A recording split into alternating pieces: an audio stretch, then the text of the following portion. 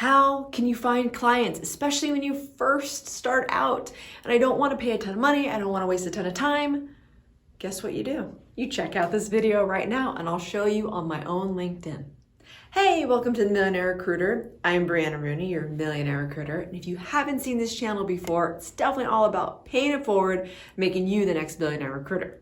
So today, as I get tons of messages about how do I find clients, I have done a video on it before. It was a bit ago. So today I'm actually going to do a really fun share screen via Loom. So yay. So definitely check that out. See exactly how I do it. Honestly, it's pretty simple, but there are different tangents you can go on. And so I just wanted to walk you through it really quickly. I hope you enjoy. See you on the other side.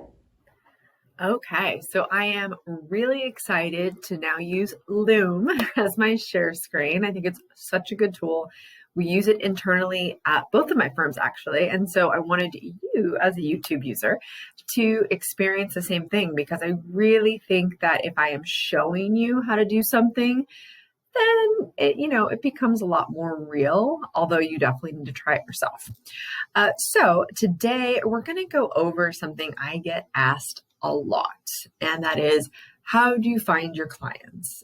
First of all, if you're just starting out, you definitely do have to do very heavy business development, and you should spend at least 50% of your day doing that. The other 50% of your time, you should also be trying to get candidates. I don't want to go off on a tangent, but I do also get asked which one comes first. And really, it's all at the same time. I think that's just super, super, super important because, I'm not going to go on a tangent. It's important. Watch this other video because I want to focus on how do you actually find the clients, and then what are the different tangents as to how to find more, and then what to do. So LinkedIn's very fun. Here's what I'm going to do. I'm going to go to jobs. And I'm going to search, let's just say that you also are in tech like I am. And I'm just going to bunny these software engineers. Now, what's been really fun, the positive thing about all of this COVID stuff is all the remote work that's been happening. And so I myself have seen a huge change.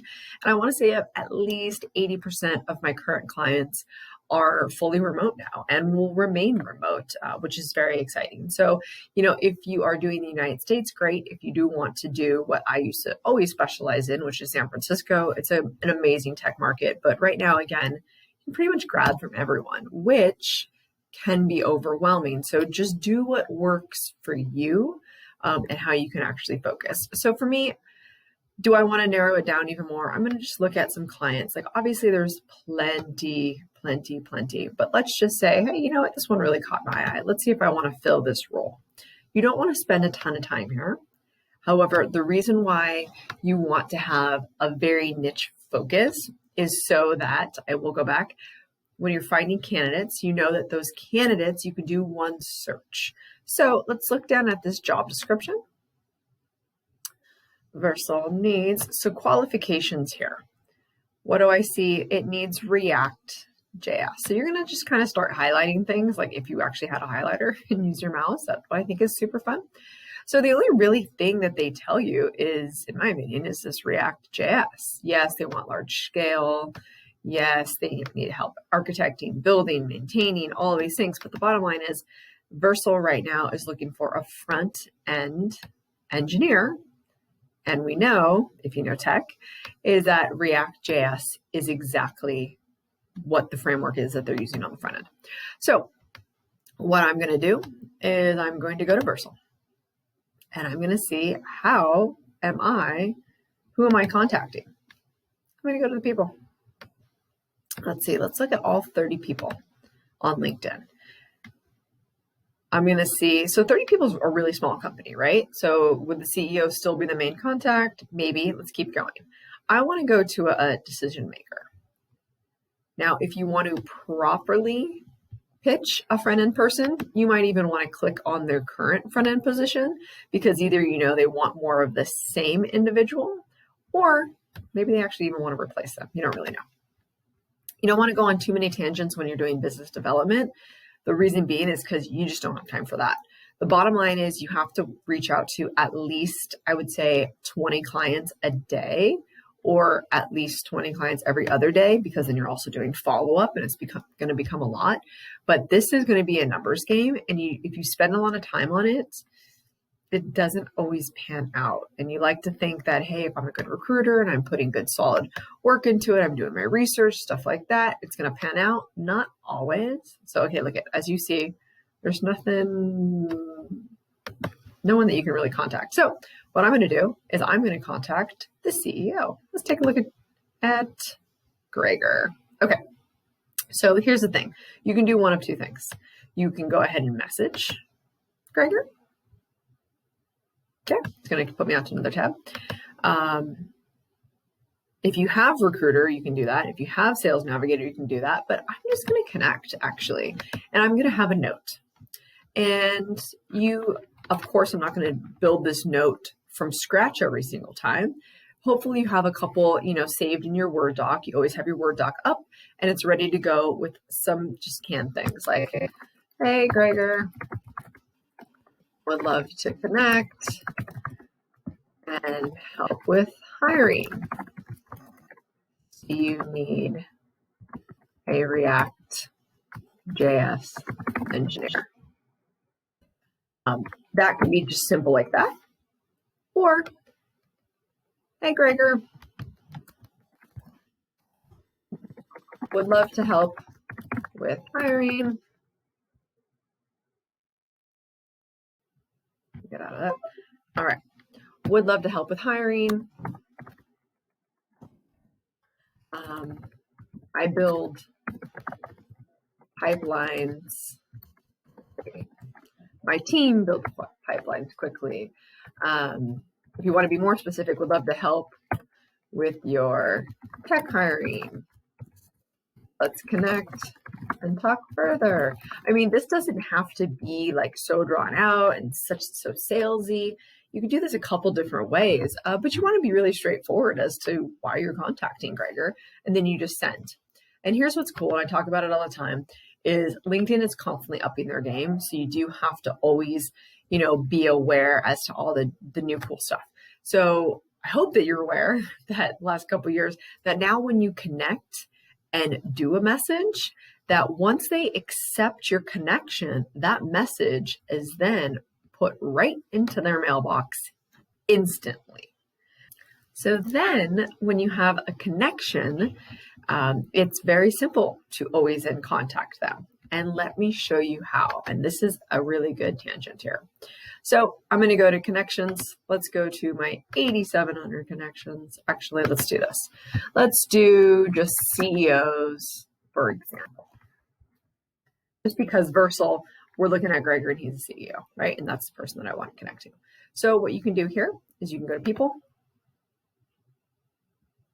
and you can see all of your first connections that are CEOs. So I have 1,100 CEOs here. Now, of course, you can narrow this down even more by locations. There's all sorts of filters on here. Where they're located, what their current companies are, their past companies, their schools, their industry, just tons of stuff. Let's see, their services, even keywords, which is cool. This is like current, which is amazing.